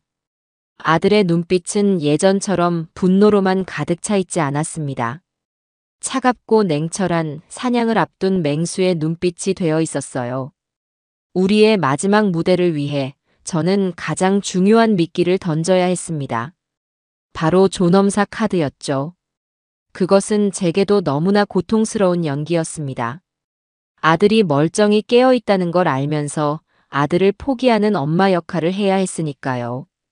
어느 날 저녁, 저는 아영이 앞에서 일부러 병원 의사가 작성한 재호의 진료 기록을 들여다보며 길게 한숨을 쉬었습니다. 아가 의사 선생님이 그러시더구나. 이제 재호는 더 이상 가망이 없다고. 제 말에 아영이는 기다렸다는 듯이 눈물을 글썽이며 제 손을 잡았습니다. 어머님, 그런 약한 말씀 마세요. 재호 씨, 꼭 일어날 거예요. 아니야, 나도 이제는 알아. 3년이야, 3년. 저렇게 기계에 의지해서 숨만 붙어 있는 게 과연 재호를 위한 일일까? 이젠 우리 아들 편하게 놓아주어야 할까봐. 저는 손으로 얼굴을 가리고 우는 연기를 했습니다. 어깨를 들썩이며 서럽게 우는 제 모습에 아영이는 당황하면서도 내심 기뻐하는 기색을 숨기지 못했습니다. 어머님, 그게 무슨 말씀이세요? 놓아주다니요? 존엄사 말이다. 요즘은 법적으로도 가능하다고 하더구나. 재호가 저렇게 고통받는 걸 이 어미는 더는 볼 수가 없어. 의사 선생님하고 상담이라도 한번 받아봐야겠다. 제 입에서 존엄사라는 단어가 나오자 아영이의 눈이 반짝 빛나는 것을 저는 똑똑히 보았습니다. 자신이 직접 손을 쓰지 않아도 제가 알아서 아들을 정리해 주겠다니 얼마나 기뻤을까요? 어머님 마음은 아프지만 어머님 결정이 그렇다면 저도 따를게요. 재호 씨를 가장 사랑하는 건 어머님이시잖아요. 역겨운 위선이었습니다. 저는 속으로 욕을 삼키며 아영의 손을 마주 잡았습니다. 그래, 너라도 내 마음을 알아주니 고맙다. 이 일은 우리 둘만 알고 있자. 괜히 친척들 알면 시끄러워지니까. 네, 어머님. 그렇게 할게요. 미끼는 성공적으로 던져졌습니다. 아영이는 이제 제가 재호를 포기했다고 굳게 믿게 될 겁니다. 그리고 자신들의 계획을 마무리하기 위해 더욱 대담하게 움직이겠죠. 그날 밤 병실 녹음기에는 아영이가 박성준에게 흥분해서 전화하는 내용이 고스란히 담겼습니다. 자기야, 대박이야. 시어머니가 먼저 재호 존엄사 시키겠대. 이제 우리한테 방해될 건 아무것도 없어. 정말이야? 이야, 하늘이 우리를 돕는구나. 그럼 우리 계획대로 다음 주에 뜨는 거 문제 없겠네. 당연하지. 이제 저 늙은이 눈치 볼 필요도 없어. 남은 돈 싹 정리하고 회사 넘기는 서류의 도장만 받으면 끝이야. 저는 녹음 내용을 들으며 차갑게 웃었습니다. 그래, 마음껏 기뻐해라. 너희가 날아오를 하늘은 없어. 추락할 지옥만 있을 뿐이지. 며칠 뒤 저는 마지막 연기를 위해 아영이를 불렀습니다. 아가, 내가 변호사랑 상담을 하고 왔는데 재호 명의로 된 재산을 일부 정리해서 재호 이름으로 좋은 재단에 기부를 좀 해야겠다고 하더구나. 그래야 나중에 세금 문제도 없고 깔끔하다고. 물론 전부 거짓말이었습니다. 아영이의 반응을 떠보기 위한 미끼였죠. 제 아들의 돈을 단 한 푼이라도 다른 곳에 쓰는 것을 저 악마 같은 여자가 가만히 보고 있을 리 없었으니까요. 예상대로 아영이는 얼굴이 굳어지며 저를 말렸습니다. 기부요? 어머님, 지금 그게 무슨 말씀이세요? 그 돈은 다 재호 씨가 힘들게 번 돈이고 앞으로 재호 씨 병원비로 들어갈 돈이에요. 그걸 왜 함부로 기부해요? 병원비는 충분히 남겨둘 거야. 재호 마지막 가는 길, 좋은 이름이라도 남겨주고 싶은 어미 마음이다. 너도 이해해 줄 거지? 안 돼요. 절대 안 돼요. 그 돈은 한 푼도 못 써요. 그건 재호 씨 돈이기도 하지만 법적인 아내인 제 돈이기도 하다고요. 아영이는 흥분해서 자기도 모르게 본심을 내뱉고 말았습니다. 저는 기다렸다는 듯이 슬픈 표정을 지으며 말했습니다. 아가, 너 어떻게 그런 말을 할 수 있니? 난 다 재호를 위해서 그러는 건데. 네가 그렇게 반대하니 내 마음이 아프구나. 알았다. 그럼 기부는 없던 걸로 하자. 대신 네가 재산 관리를 어떻게 하고 있는지 나한테 전부 보여주렴. 하도 주변에서 말이 많아서 나도 확인은 한번 해봐야겠다. 제 말에 아영이의 얼굴이 새하얗게 질렸습니다. 재산 내역을 보여달라는 것은 그녀에게 사형 선고나 다름없었을 테니까요. 어머님 그건. 왜? 못 보여줄 거라도 있는 게냐? 설마 너 나 몰래 재호 돈에 손대기라도 한 거야? 저는 일부러 아영이를 거세게 몰아붙였습니다. 궁지에 몰린 아영이는 눈물을 터뜨리며 제 바짓가랑이를 붙잡았습니다. 어머님, 아니에요. 오해세요. 제가 어떻게 그런 짓을 해요? 저는 정말 재호 씨만 보고 흑흑. 그럼 증명해 보여. 통장 내역, 계약서 전부 다 가져와. 그럼 믿어줄게. 아영이는 아무 대답도 하지 못하고 울기만 했습니다. 저는 그런 아영이를 차갑게 내려다보며 마지막 통첩을 날렸습니다. 내일까지야. 내일까지 모든 서류를 가져오지 않으면 내가 직접 변호사 데리고 은행이랑 회사 찾아갈 줄 알아. 그때는 너 이렇게 울어서 해결 안 될 거다. 저는 그 말을 남기고 병실을 나왔습니다. 이제 아영이는 선택의 기로에 놓였을 겁니다. 모든 것을 들키고 몰락하느냐 아니면 마지막 발악을 하느냐. 저 여자의 성격상 분명 후자를 택하겠죠. 그리고 그것이 바로 우리가 파놓은 함정의 마지막 입구였습니다. 제가 마지막 통첩을 날린 이후 아영이는 완전히 궁지에 몰렸습니다. 그날 밤 병실 녹음기에는 아영이와 박성준이 서로를 탓하며 절망적으로 싸우는 소리가 가득했습니다. 너 때문이야. 네가 일 처리를 어떻게 했길래 어머니가 의심을 하셔. 나 때문이라고. 너야말로 쓸데없이 명품 사들이고 돈을 펑펑 써대니까 소문이 난 거 아니야. 꼬리가 길면 잡힌다고 내가 몇 번을 말했어.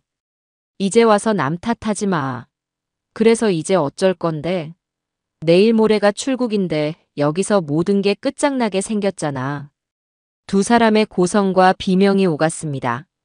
한때는 완벽한 범죄 파트너였던 그들은 이제 서로의 목에 칼을 겨누는 원수가 되어 있었습니다.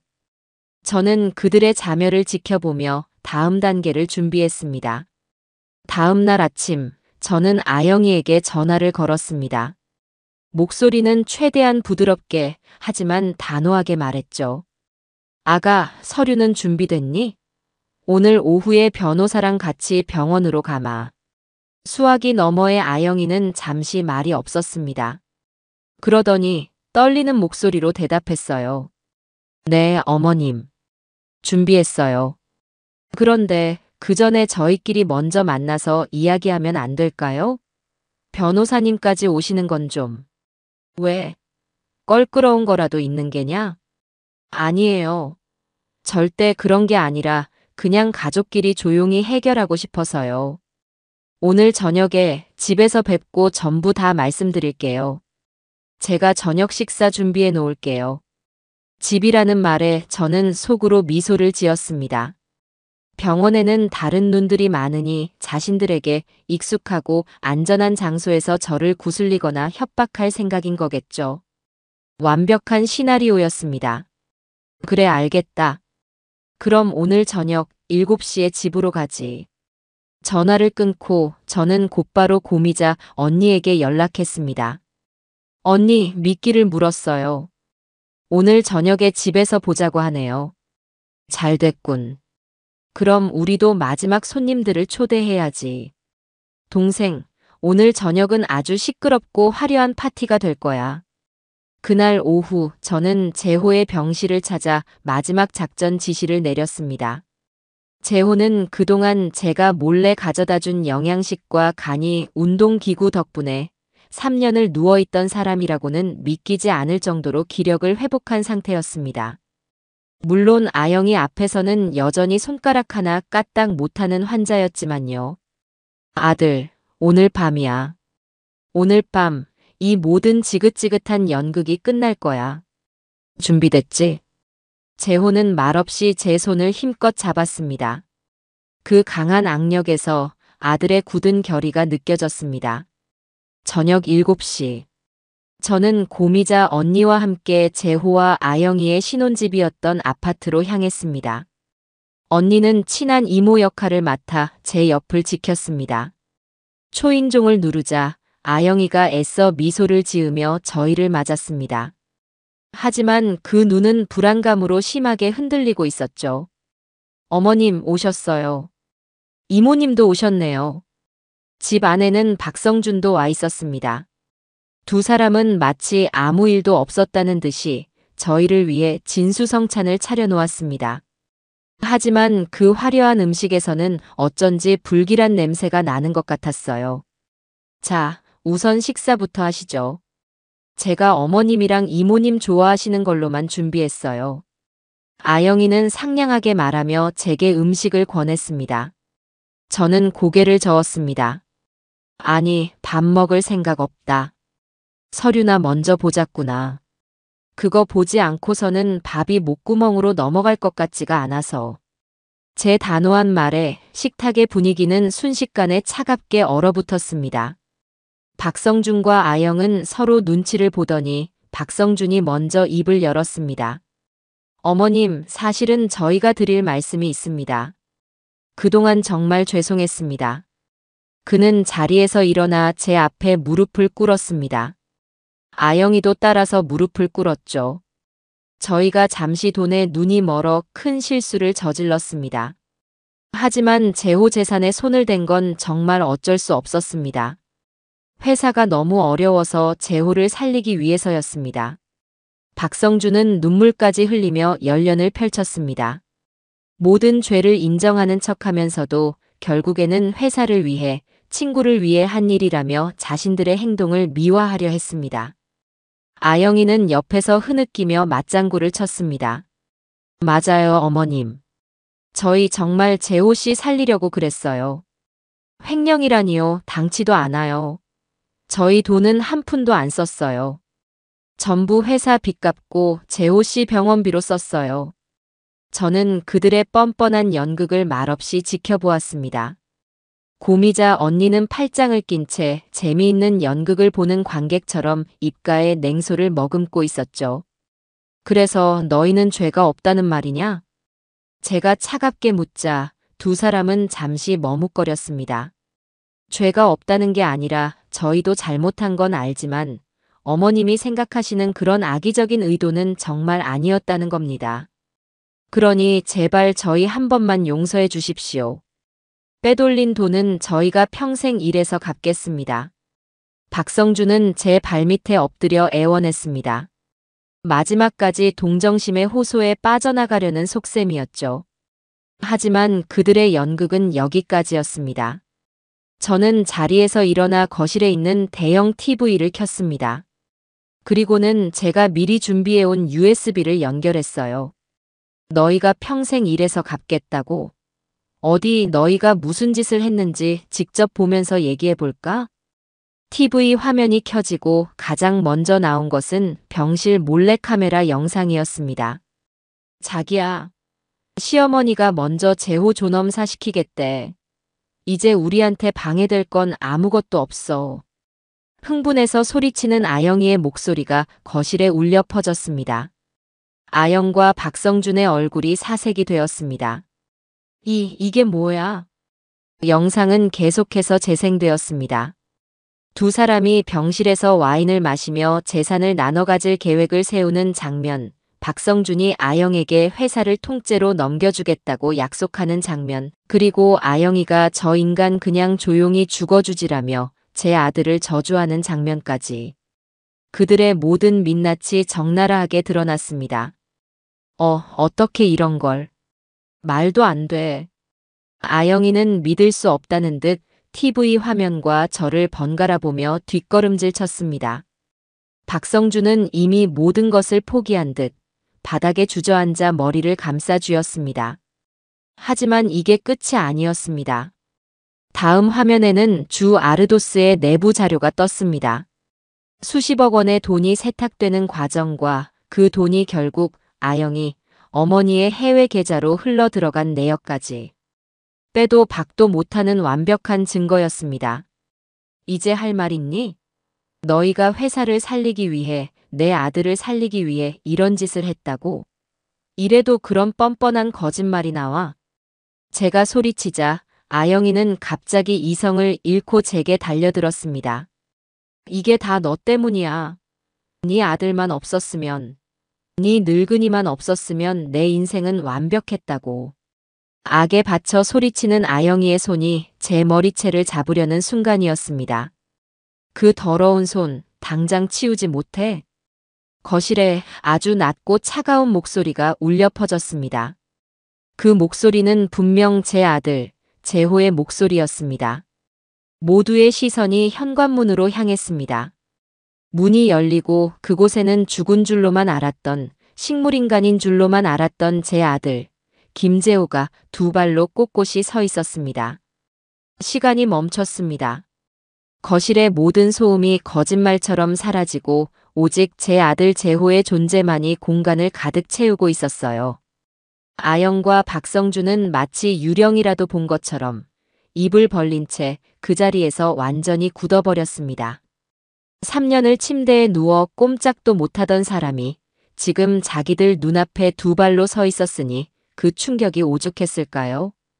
재호는 천천히, 아주 천천히 거실 안으로 걸어 들어왔습니다.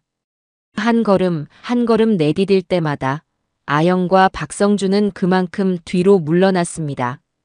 마치 지옥에서 올라온 심판자를 마주한 죄인들처럼요. 여보, 당신 어떡해? 아영이가 겨우 목소리를 냈지만 말은 제대로 이어지지 못했습니다.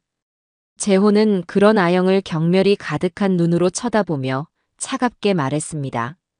내 이름 함부로 부르지 마. 역겨우니까. 그 한마디에 아영이의 얼굴에서 핏기가 완전히 가셨습니다. 재호는 아영을 지나쳐 바닥에 주저앉아 있는 박성준에게로 다가갔습니다. 성준아. 내 친구 성준아. 재호는 박성준의 어깨를 친근하게 두드렸습니다. 하지만 그 행동에는 살기가 느껴졌어요. 네가 그랬지. 내가 그냥 숨만 붙어있는 식물이라고. 기억이나 제대로 하겠냐고. 어때? 나 똑똑히 기억하고 있는 것 같은데. 네가 내 아내와 내 침대 옆에서 무슨 짓을 했는지 전부 다. 재호야, 그게 아니라 오해야. 나는 주아영한테 속은 거야. 저 여자가 먼저 나를 유혹했다고. 궁지에 몰린 박성준은 마지막까지 비겁했습니다. 모든 죄를 아영에게 떠넘기며 살아남으려 발버둥 쳤죠. 그 모습에 아영은 이성을 잃고 소리쳤습니다. 뭐? 저 인간이 지금 뭐라고 하는 거야? 너랑 나랑 같이 계획한 거잖아. 네가 먼저 회사 먹자고 했잖아. 두 사람은 서로를 향해 손가락질하며 삿대질을 하기 시작했습니다. 서로의 추악한 비밀을 폭로하며 누가 더 나쁜 놈인지를 경쟁이라도 하듯 외쳐댔죠. 그야말로 진흙탕 싸움이었습니다. 저는 그 꼴을 보며 인간의 밑바닥이 얼마나 추악할 수 있는지 똑똑히 보았습니다. 시끄러워. 재호의 나지막한 한마디에 두 사람의 싸움이 뚝 그쳤습니다. 너희 둘 다 똑같은 쓰레기야. 누가 더 더럽고 말고 할 것도 없어. 재호는 TV 화면을 가리켰습니다. 화면에는 마지막 영상이 재생되고 있었습니다. 바로 어제 박성준이 저와 고미자 언니를 만나 모든 것을 자백하고 아영의 범죄 증거가 담긴 USB를 넘겨주는 장면이었습니다. 그 영상은 언니의 안경에 달린 몰래카메라로 촬영된 것이었죠. 박성준, 너는 이미 네 친구를 팔아넘겼고. 재호는 다시 아영을 향해 고개를 돌렸습니다. 주아영, 너는 네 남편이 깨어났다는 건 꿈에도 모른 채 마지막까지 네 내연남을 믿고 있었지. 어때? 둘 다 서로에게 멋지게 배신당한 기분이. 재호의 말은 비수처럼 두 사람의 심장에 꽂혔습니다. 그들은 그제야 자신들이 완벽하게 고립되었음을, 서로의 손에 의해 파멸했음을 깨달았습니다. 아영은 결국 무너져 내렸습니다. 바닥에 주저앉아 아이처럼 엉엉 울기 시작했어요.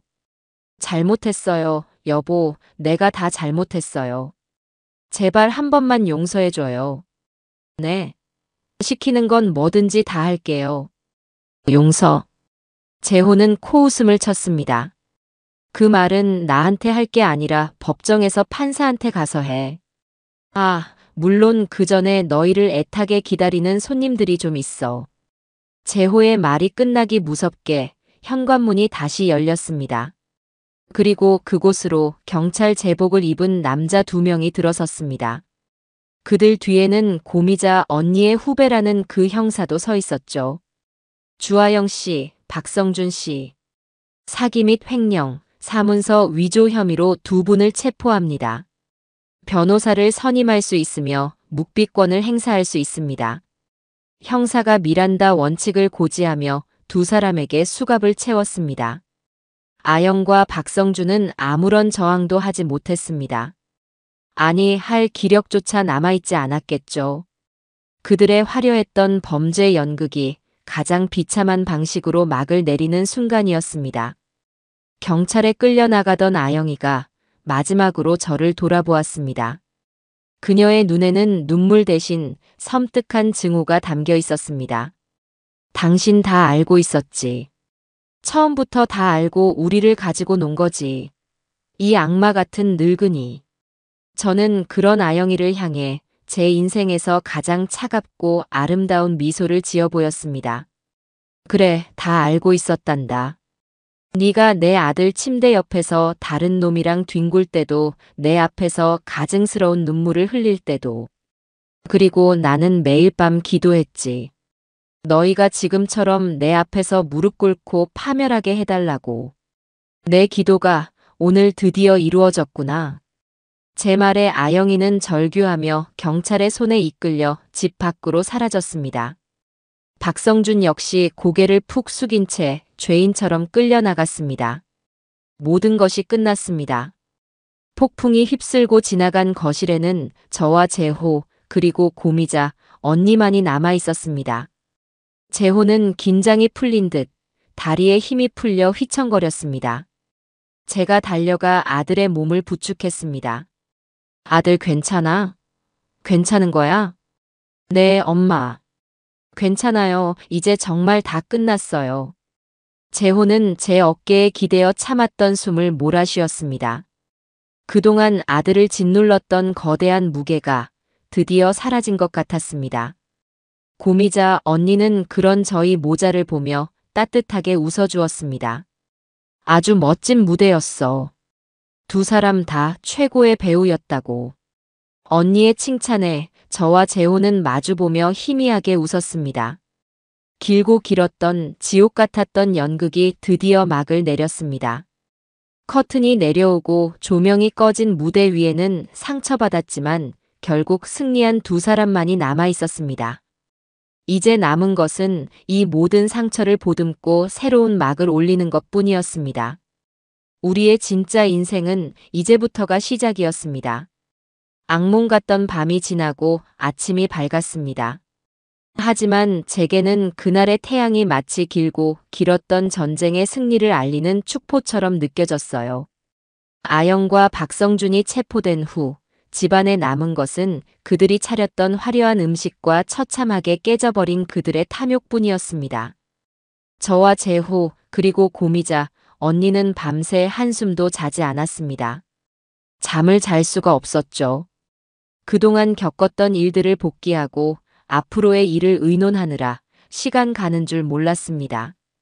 오전이 되자 경찰서에서 연락이 왔습니다. 피해자 조사를 받아야 한다는 것이었죠. 저와 재호는 고미자 언니와 함께 경찰서로 향했습니다. 3년 만에 처음으로 병원이 아닌 다른 곳으로 외출하는 재호의 얼굴에는 긴장감과 함께 묘한 해방감이 서려 있었습니다. 경찰서 조사실은 차갑고 딱딱한 공기로 가득했습니다. 담당 형사는 저희에게 따뜻한 차를 건네며 최대한 편안한 분위기에서 조사를 진행하려 애썼습니다. 김재호 씨, 3년간 의식이 없는 상태로 누워 계셨다고 들었습니다. 그동안 겪으셨던 일들을 아는 대로 전부 말씀해 주시면 됩니다. 재호는 담담하게 하지만 단호한 목소리로 입을 열었습니다. 의식이 돌아왔지만 몸을 움직일 수 없었던 그 끔찍한 시간 동안 자신의 침대 옆에서 벌어졌던 모든 일들을 남김없이 증언했습니다. 주하영과 박성준이 나누었던 대화, 자신을 조롱하고 저주했던 말들, 자신의 손을 잡고 도장을 찍었던 그 서늘한 감촉까지. 제호의 증언이 이어지는 동안 조사실 안의 모든 사람들은 숨을 죽였습니다. 베테랑 형사의 눈가마저 분노로 붉게 물들 정도였으니까요. 다음은 제 차례였습니다. 저는 그동안 모아두었던 모든 증거를 제출했습니다. 병실에 설치했던 몰래카메라 영상과 녹음 파일이 담긴 USB, 박성준에게서 받은 아르도스의 내부 자료, 그리고 고미자 언니의 도움으로 추적한 차명 계좌 내역까지. 증거물을 확인하던 형사는 혀를 내둘렀습니다. 어머님, 정말 대단하십니다. 이 정도 증거를 일반인이 모으셨다니요. 이 정도면 저자들, 변호사 할아버지가 와도 절대 못 빠져나갑니다. 조사를 마치고 경찰서를 나서는 길, 하늘은 눈이 시리게 파랬습니다. 제호는 한참 동안 말없이 하늘을 올려다보았어요. 그리고는 제게 나지막이 말했습니다. 엄마, 숨을 쉴 수 있다는 게 이렇게 좋은 건지 몰랐어요. 저는 그런 아들의 등을 말없이 토닥여 주었습니다. 우리의 전쟁은 아직 완전히 끝난 것이 아니었습니다. 법의 심판이 남아 있었으니까요. 예상대로 사건은 언론에 대서특필되었습니다. 두 얼굴의 천사 며느리, 식물인간 남편 재산 빼돌리고 내연남과 해외 도피 계획, 의리 버린 친구와 아내의 배신. 기적적으로 깨어난 남편의 충격 증언 같은 자극적인 제목의 기사들이 연일신문과 방송을 도배했습니다. 주하영의 SNS는 폐쇄되기 전까지 온갖 비난과 욕설로 가득 찼고 그녀가 그동안 쌓아 올렸던 천사 이미지는 한순간에 산산조각 났습니다. 가장 비참해진 것은 아영이의 친정이었습니다. 사돈어른 내외는 집 밖으로 나오지도 못하고 칩거에 들어갔습니다. 제게 몇 번이나 전화를 걸어 무릎 꿇고 사죄하겠다며 울부짖었지만 저는 받지 않았습니다. 자식 교육을 잘못 시킨 죄, 그들도 마땅히 받아야 할 벌이라고 생각했어요. 박성준의 집안도 마찬가지였습니다. 그의 아버지는 제호의 회사에 찾아와 제게 엎드려 절을 하며 아들을 용서해달라고 빌었습니다. 저는 그를 일으켜 세우며 차갑게 말했습니다. 용서는 제가 하는 것이 아닙니다. 당신 아들이 배신한 제 아들에게 그리고 법에게 직접 구하십시오. 몇 달 뒤 드디어 재판이 열렸습니다. 저와 제호는 피해자이자 증인으로 법정에 출석했습니다. 피고인석에 앉아있는 주하영과 박성준의 모습은 불과 몇 달 전과는 완전히 다른 모습이었습니다. 화려했던 모습은 온데간데 없고 초췌하고 불안에 떠는 죄인의 모습, 그뿐이었죠. 재판이 진행되는 동안 그들은 마지막까지 서로에게 죄를 떠넘기며 발악했습니다. 주하영은 박성준이 모든 것을 주도했으며 자신은 사랑에 눈이 멀어 이용당했을 뿐이라고 주장했습니다. 박성준은 주하영의 사치와 탐욕 때문에 어쩔 수 없이 범행에 가담하게 되었다며 눈물로 호소했죠. 그들의 역겨운 변명을 듣는 내내 저는 주먹을 꽉 쥐었습니다. 마침내 제호가 증인석에 섰습니다. 제호는 피고인석을 똑바로 바라보며 자신의 목소리로 직접 모든 진실을 증언했습니다. 존경하는 재판장님, 저는 지난 1년간 살아있는 지옥을 겪었습니다. 제 아내라고 믿었던 사람과 제 친구라고 믿었던 사람이 제 바로 옆에서 저를 배신하고 조롱하는 것을 매일같이 들어야만 했습니다. 저들은 제 재산뿐만 아니라 제 인격과 영혼까지 짓밟았습니다. 저들에게 용서란 있을 수 없습니다. 부디 법이 허용하는 가장 엄격한 벌을 내려주시길 바랍니다. 제호의 증언이 끝나자 법정은 숙연해졌습니다. 주하영과 박성준은 고개를 푹 숙인 채 아무 말도 하지 못했습니다. 그리고 마침내 선고의 날이 밝았습니다. 피고인 주하영, 피고인 박성준. 두 사람은 피해자와의 개인적인 신뢰관계를 악용하여 의식이 없는 피해자를 상대로 장기간에 걸쳐 계획적으로 사기 및 횡령 사문서 위조 등의 범죄를 저질렀습니다. 그 죄질이 극히 불량하고 반성의 기미가 보이지 않으므로 피고인 주하영에게 징역 15년, 피고인 박성준에게 징역 12년을 선고한다. 땅, 땅, 땅. 판사의 선고가 내려오고 법봉 소리가 법정 안에 울려 퍼졌습니다. 주하영은 그 자리에 주저앉아 절규했고 박성준은 망연자실한 표정으로 허공을 바라보았습니다. 저는 제호의 손을 꼭 잡았습니다. 길고 길었던 복수가 드디어 법의 이름으로 완성되는 순간이었습니다. 법정을 나서자 수많은 기자들이 저희를 둘러쌌습니다. 저는 그들을 향해 그리고 카메라 너머 이 모든 것을 지켜보고 있을 세상 사람들을 향해 제 인생에서 가장 당당하고 힘 있는 목소리로 말했습니다. 정의는 반드시 승리합니다. 진실은 절대 가려지지 않습니다. 오늘 대한민국 법원이 그것을 증명해 주었습니다. 그날 밤 저는 오랜만에 두 다리를 뻗고 잠을 잤습니다. 3년간 저를 짓눌렀던 악몽이 드디어 끝났다는 안도감 때문이었을까요? 꿈속에서 저는 환하게 웃고 있는 남편을 만났습니다. 남편은 아무 말 없이 그저 인자한 미소로 저를 바라보고 있었습니다. 마치 그동안 고생 많았소, 여보라고 말해주는 것 같았어요. 저는 남편을 향해 괜찮다고, 이제는 정말 괜찮다고 마음으로 대답했습니다. 우리의 아들과 회사는 이제 제가 지켜낼 것이라고.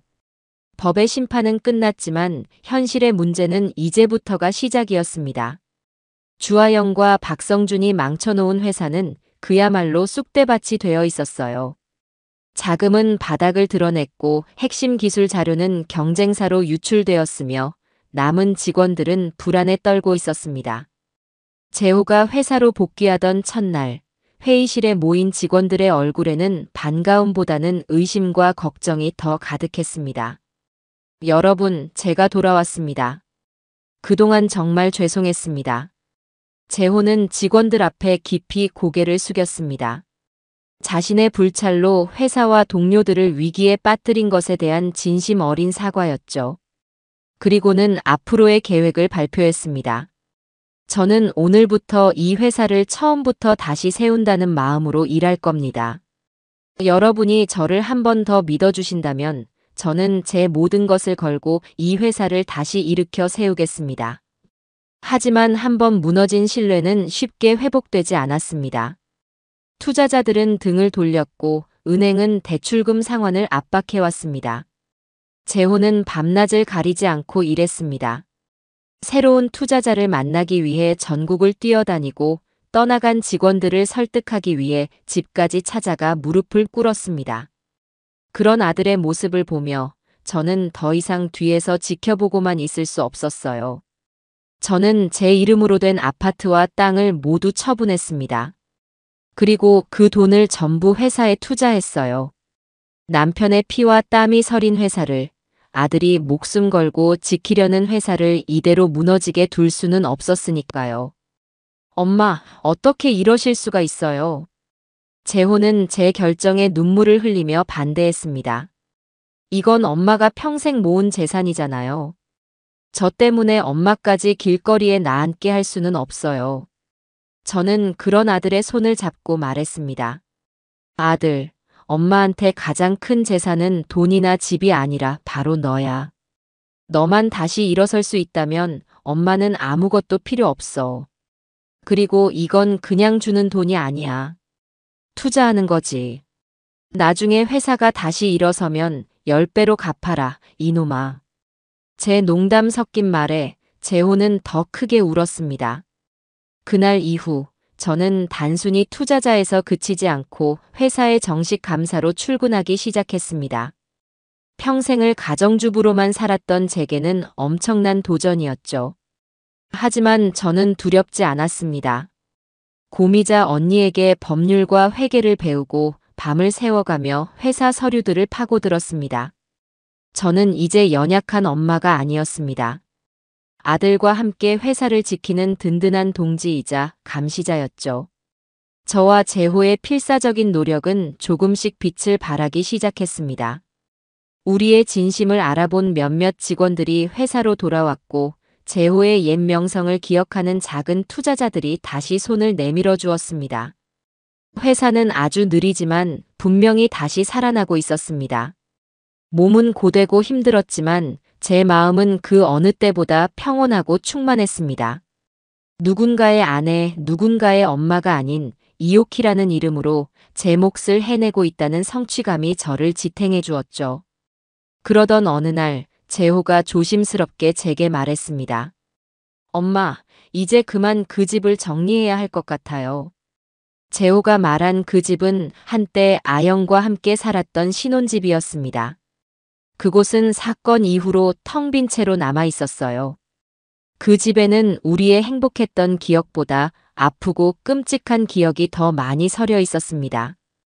그래, 그래야지. 주말에 저와 재호는 그 집을 찾아갔습니다. 문을 열자 퀴퀴한 먼지 냄새가 코를 찔렀습니다. 집안 곳곳에는 여전히 주아영의 흔적이 남아 있었습니다. 그녀가 아끼던 화려한 옷들과 명품 가방, 그리고 재호와 다정하게 찍었던 웨딩 사진까지. 저는 말없이 쓰레기 봉투를 가져와 그 모든 것을 담기 시작했습니다. 재호도 묵묵히 저를 도왔습니다. 우리는 마치 우리 마음속에 남은 아픈 기억들을 쓰레기 봉투에 담아버리듯 그 집의 모든 흔적들을 지워나갔습니다. 마지막으로 거실에 걸려있던 대형 웨딩 사진을 내렸을 때였습니다. 액자 뒤에서 작은 편지 봉투 하나가 툭 하고 떨어졌습니다. 사랑하는 남편 재호에게라고 적힌 아영이의 필체였습니다. 재호는 잠시 망설이다가 편지를 열어보았습니다. 그 안에는 결혼 초 아영이가 재호에게 썼던 서툰 손편지가 들어있었습니다. 사랑하는 여보. 우리 평생 지금처럼만 행복하게 살자. 내가 당신 옆에서 평생 지켜줄게. 세상에서 가장 행복한 남자로 만들어줄게. 그 순수했던 고백은 이제 가장 잔인한 거짓말이 되어 우리 앞에 놓여 있었습니다. 재호는 말없이 그 편지를 갈기갈기 찢어 쓰레기 봉투에 던져버렸습니다. 그리고는 처음으로 제 앞에서 소리내어 울었습니다. 아내에 대한 분노와 친구에 대한 배신감, 그리고 사람을 믿었던 자기 자신에 대한 원망이 뒤섞인 처절한 울음이었습니다. 저는 아무 말 없이 아들의 등을 토닥여 주었습니다. 괜찮다고, 이제는 다 괜찮다고. 이 눈물이 과거를 흘려보내는 마지막 눈물이 될 것이라고. 한참을 울고 난 재호는 붉어진 눈으로 저를 보며 말했습니다. 엄마, 고마워요. 혼자였다면 전 아마 평생 저 기억 속에서 나오지 못했을 거예요. 바보 같은 놈. 너한테는 이 엄마가 있잖니. 우리는 텅 빈 집을 뒤로 하고 밖으로 나왔습니다. 눈부신 햇살이 저희를 맞았습니다. 과거와의 길고 길었던 작별이었습니다. 우리는 더 이상 뒤를 돌아보지 않았습니다. 우리의 시간은 이제 미래를 향해 흘러가야 했으니까요. 그날 이후 저는 제 개인적인 삶에도 작은 변화를 주기 시작했습니다.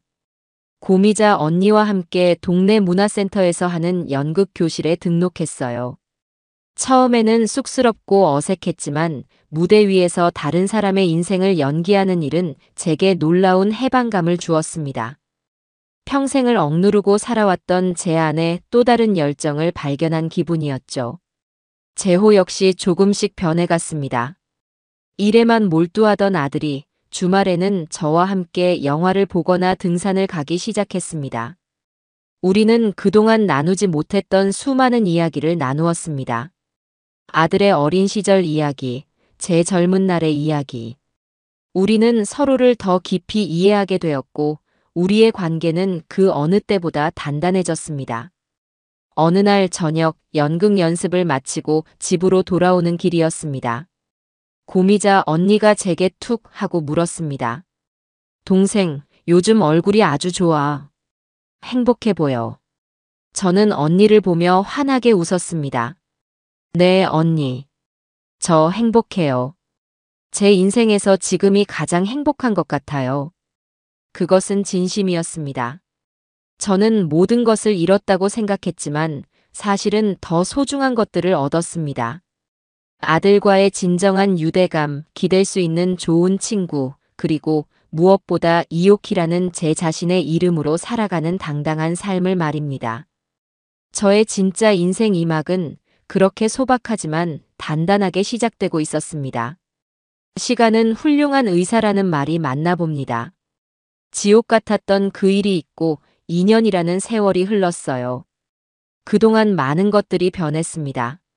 제호의 회사는 위기를 완전히 극복하고 예전보다 더 탄탄한 기업으로 성장했습니다. 정직과 신뢰를 최우선으로 하는 제호의 경영 방식은 업계에서 좋은 평판을 얻었죠. 저 역시 배우 이오키라는 새로운 이름으로 살아가고 있습니다. 제가 출연한 시민 연극이 좋은 반응을 얻어 작은 독립 영화의 단역으로 출연할 기회까지 얻게 되었거든요. 제 인생에 이런 일이 생길 거라고는 꿈에도 상상하지 못했습니다. 고미자 언니는 제 1호 팬이자 가장 든든한 매니저가 되어 주었고요. 하지만 제게는 아직 풀지 못한 숙제 하나가 남아 있었습니다. 바로 아들 제호의 행복이었죠. 제호는 그 사건 이후로 일에만 몰두하며 다른 사람에게는 좀처럼 마음을 열지 않았습니다.